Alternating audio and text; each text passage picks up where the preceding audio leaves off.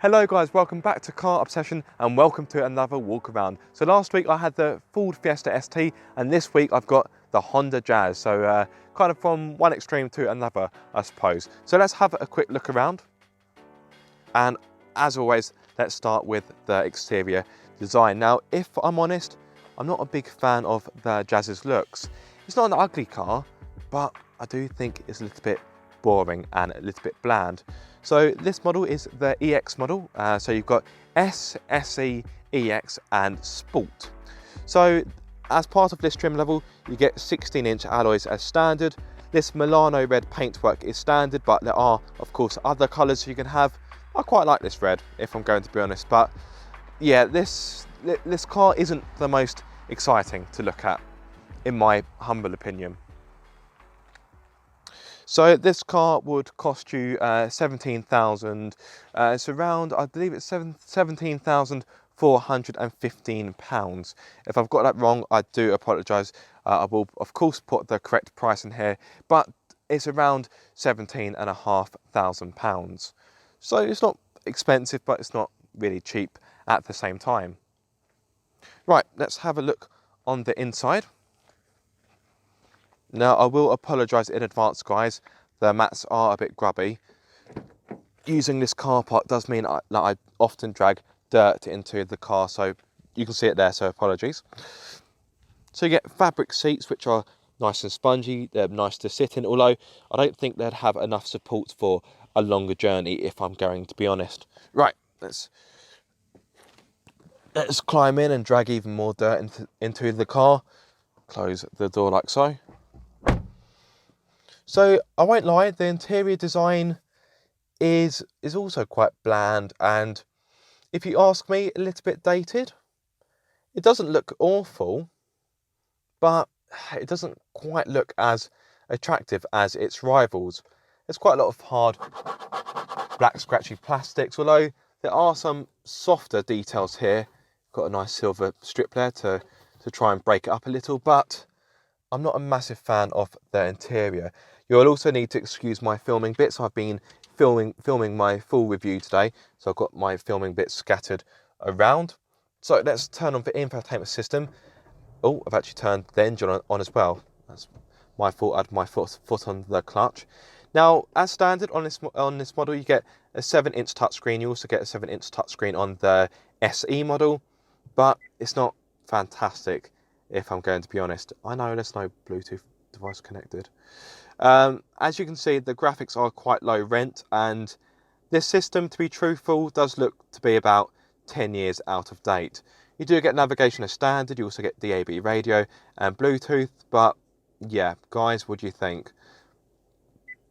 It's not exactly the most high-tech system you'll ever use.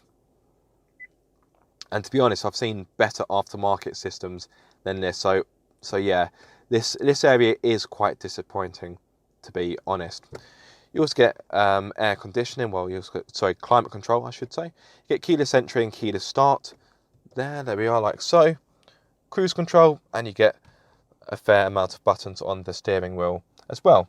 You also get front and rear parking sensors, and you've also got a rear parking camera, which again, the resolution and graphics aren't exactly brilliant.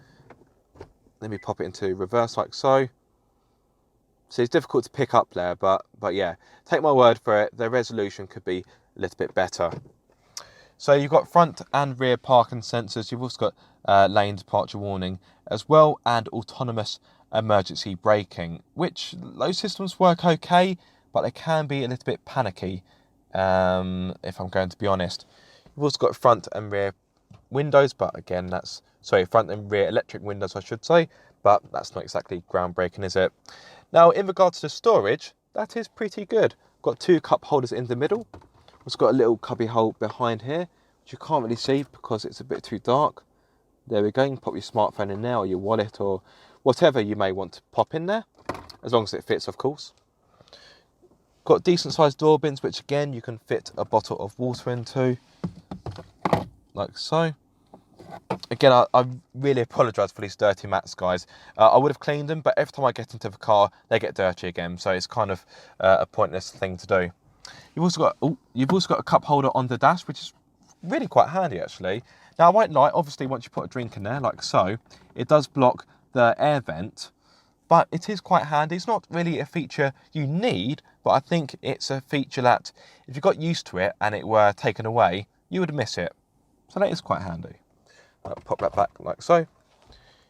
We've also got small slots down here for storage, a compartment here which offers a decent amount of space, but the glove box isn't really that big and most of it is taken up by this really thick manual. So if I bring it out like so, you've got this manual for the navigation system. That manual alone is over 130 pages, and before you ask, it's all English. It's all one language, so it's not like it's got more than one language in it, because it hasn't. And if you think that's thick, have a look at this bad boy. This is the car's main manual. It's so big and heavy, I can't even get it out. Look at that. Wow. That is pretty much a blunt weapon. How it works, yes, that's very thorough. And again, that's all one language. That's all English. That is pretty incredible. I don't think I've ever seen a car manual that thick before. Right, let's pop that back like so. Getting a good driving position is easy. The steering wheel adjusts for rake and reach like so. There we are, and the seat has also got a good level of adjustment. Right, let's turn the engine off. Actually, whilst we're talking about the engine, normally I would go onto rear space, but let's have a look at the engine. Doing things a little bit differently this time around. Ugh. So I won't lie, the choice of engines for the Honda Jazz are far from extensive. I can't even show you guys the engine. Always a bit difficult to do it one-handed. Right, so let me get the bonnet latch up like so.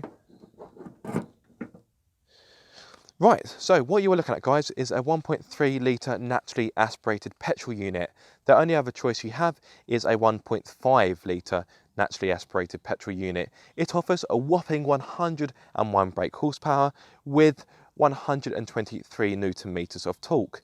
It's mated to a 6-speed manual gearbox, but you can have a CVT automatic if you so desire, although from what I've heard, that's not a very good gearbox.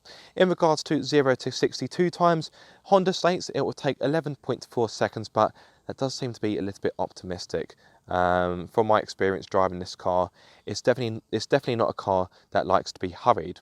And if you have enough of a tailwind and you've got a bit of a decline, eventually you'll hit a top speed of 118 miles per hour.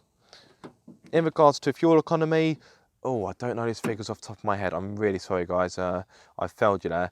The combined figure is around 56 mpg, and in regards to CO2, I believe it's around 125 grams per kilometres.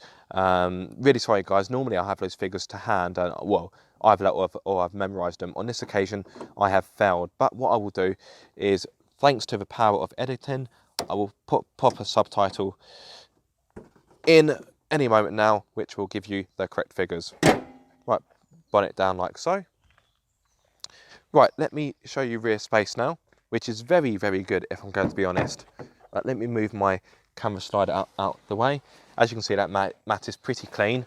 It won't stay that way for very long. Let's pop that there. So as always, the driver's seat has been set for me. I'm 6'2", so I am a tall guy. Right, here comes the dirt. You see what I mean? Dirty again. Right, let's close the door. So, like I say, altered for me, I'm 6'2", but even so, I've got loads of legroom left over. Look at that. Very decent indeed. I can really stretch back and relax. So there's definitely more legroom compared to a Fiesta. Very impressive indeed. And headroom is also pretty good as well. So you can definitely fit adults in the back with very little problem. So let's jump out now and show you the boot. Oh. Actually, before I do so, one great thing about the Jazz is it's got a feature called Magic Seats. Maybe not as exciting as it sounds, but very handy indeed. So simply lift up like so and lock it into place. And there we go, you've got more space in the back, so if you want to put taller items in there, or if you just want more space in general, you can do so. So that's very handy. That seat also does it as well. Let's pop this one down, unlock it like so, and click it back into place. Very impressive. And the front seat reclines all the way back, so you can lounge and have a nap if you want, which again is pretty handy. So little lever down here, and back I go. There we are. Very nice and chilled. Lovely. Right, no time for chilling, no. I've got work to do. So let's jump back out and show you the boot. Let's move that out the way.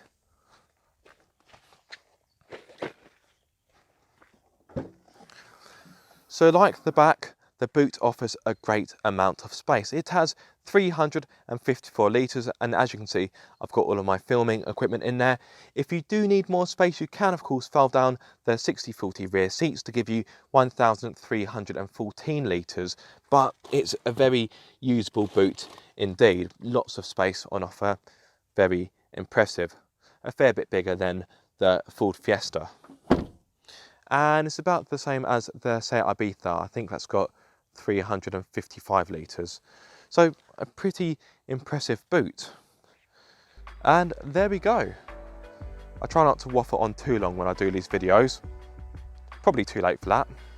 Let me pop that back on the rear seat.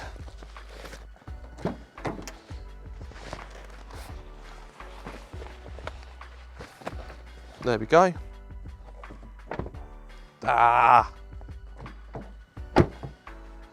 And there we go. The facelift Honda Jazz 3rd generation. If you have any questions about this car, or if you've got any comments, please leave them in the comment section below. But I think that's enough from me in this video. So I hope you have enjoyed it. If you have, give it a massive thumbs up. If you are subscribed, don't forget to smash that bell icon so you get notified every time I make a video. And if you aren't subscribed, guys, what are you waiting for? Be sure to subscribe for more car obsession.